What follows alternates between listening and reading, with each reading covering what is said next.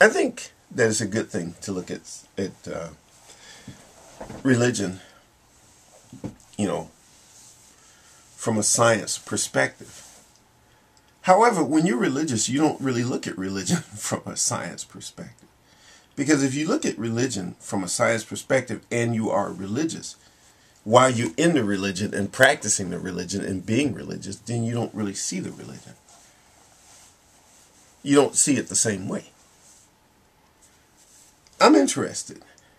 And I like to look up stuff and study. And, I've been trying to understand this. And I think that one book that might be helpful is a book that was recommended to me by Caspar Hauser for, this one. I just actually bought this book. I bought it on Amazon. This is a used copy, but it's in pretty good shape. It's actually in very excellent shape.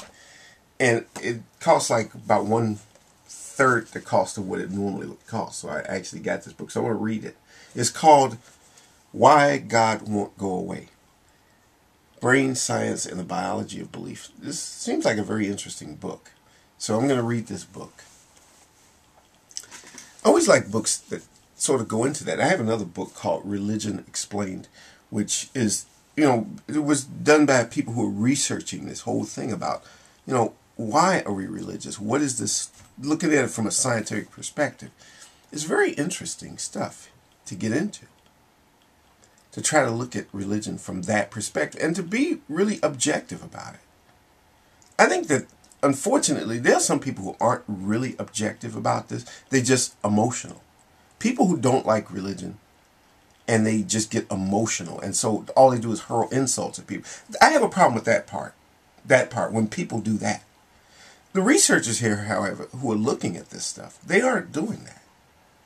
They want to understand exactly what it is. How this whole religious thing comes about. I mean, what is it that is at the heart of the religious experience or the mystical experience that people have? William James, I think, was one of the first people to actually get into that. I've read a lot of William James books. So that book, this book that Caspar Hauser for recommended is something that's right up my alley, so to speak. And so I'm going to read that. But I'm just thinking about looking at anything from an objective point of view. I try to look at religion and try to be very objective.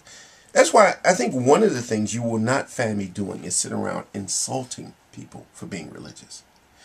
And you will not find me,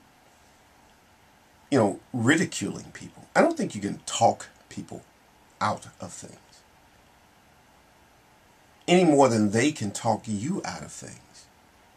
I think that people can look at things from a rational point of view. I think at the end of reading that book, I'll still believe in God, but at least I'll have a better scientific understanding of it.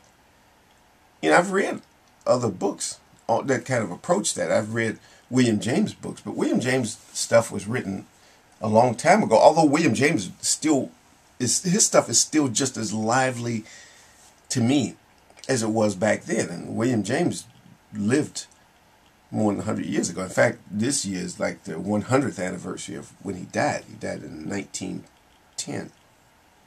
And of course now it's 2010. But it's something to think about. To look at religion from a science point of view. I think that's a legitimate thing to do.